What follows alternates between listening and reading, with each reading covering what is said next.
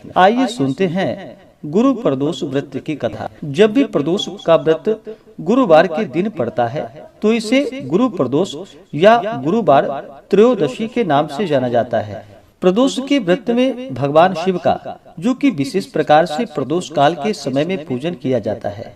प्रदोष काल का समय जो कि सूर्यास्त से 1 घंटे पहले और सूर्यास्त के 1 घंटे बाद तक के बीच का जो समय होता है वह समय प्रदोष काल का होता है।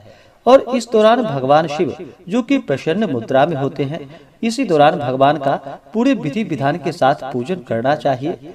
इससे भगवान शिव अपने भक्तों के ऊपर प्रसन्न होकर के अपने भक्तों के सभी प्रकार के दुख और कष्टों को दूर करते हैं, सुख समृद्धि का आशीर्वाद प्रदान करते हैं और अंत में मोक्ष को प्रदान करते हैं। प्रदोष व्रत को रखने से जो कि 100 गायों को दान करने के बराबर पुण्य फलों की प्राप्ति होती है।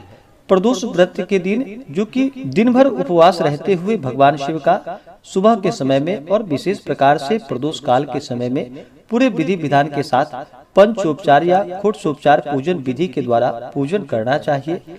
कथा श्रवण करनी चाहिए, भगवान की आरती करनी चाहिए, भगवान शिव के स्तोत्रों का पाठ या श्रवण करना चाहिए। इससे पुण्य फलों की प्राप्ति होती है। प्रदोष का व्रत कम से कम 26 त्रयोदशी का व्रत करना चाहिए और इसके बाद आप चाहें तो व्रत धारण आगे भी कर सकते हैं, नहीं तो फिर व्रत का उद्यापन करना चाहिए, तभी जाकर के पूर्ण फलों की प्राप्ति हो पाती है।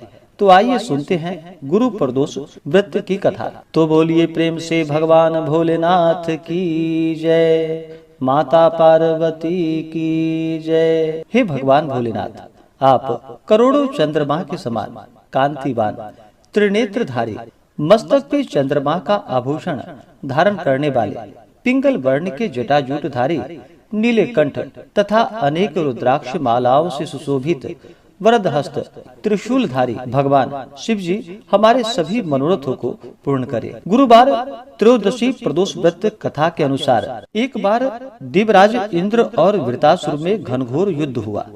उस समय देवताओं ने दैत्य सेना को पराजित कर नष्ट भ्रष्ट कर दिया। अपनी सेना का विनाश देखकर वृतासुर अत्यंत क्रोधित हो स्वयं युद्ध के लिए उद्यत हुआ।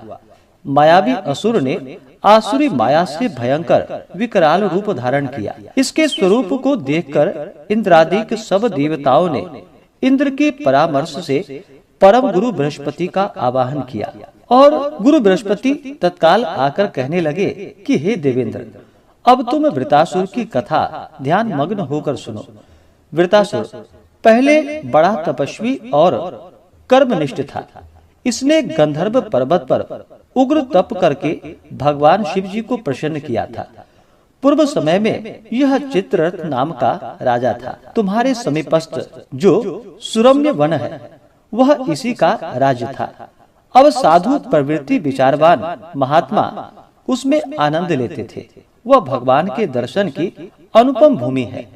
एक समय चित्ररथ स्वेच्छा से कैलाश पर्वत पर चला गया। भगवान का स्वरूप और वाम अंग में जगदम्बा को विराजमान देख चित्ररथ हंस पड़ा और हाथ जोड़कर भगवान शिव जी से बोला कि हे भगवान शिव, हे शिव शंकर, हे प्रभु, हम माया मोहित हों विषयों में फंसे रहने के कारण स्त्रियों के वशीभूत रहते हैं, किंतु देवलोक में ऐसी दृष्टि गोचर नहीं हुआ कि स्त्री का आलिंगन कर कोई सभा में बैठे। चित्ररथ के ऐसे वचन को सुनकर सर्वव्यापी भगवान शंकर हंसकर बोले कि हे राजा, मेरा व्यवहारिक दृष्टिकोण पृथक है। मैंने मृत्युदाता कालकूट का महाविष का पान किया है, फिर तुम साधारण जनों की भांति मेरी हंसी उड़ाते हो। तभी माता पार्वती क्रोधित हो चित्ररथ की ओर देखती हुई कहने लगी कि ओ दुष्ट, तूने सर्वव्यापी महेश्वर के साथ मेरी हंसी उड़ाई है, तुझे अपने कर्मों का फल भोगना ही पड़ेगा।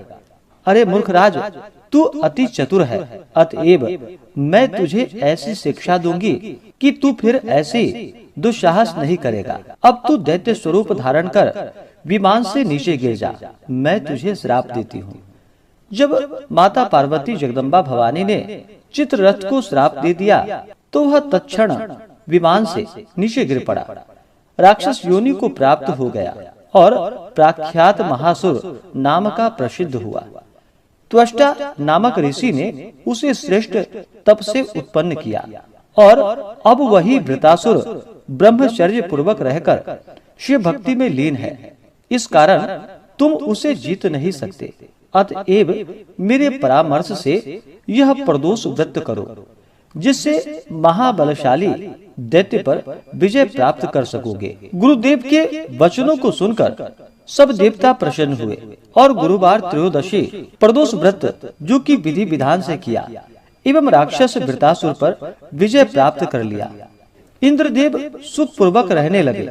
इस प्रकार से जो भी सच्ची श्रद्धा के साथ गुरुवार त्रयोदशी प्रदोष का व्रत करते हैं तो उन्हें शत्रुओं पर विजय की प्राप्ति होती है और उनके शत्रुओं का विनाश होता है। तो बोलिए प्रेम से भगवान भोलेनाथ की जय।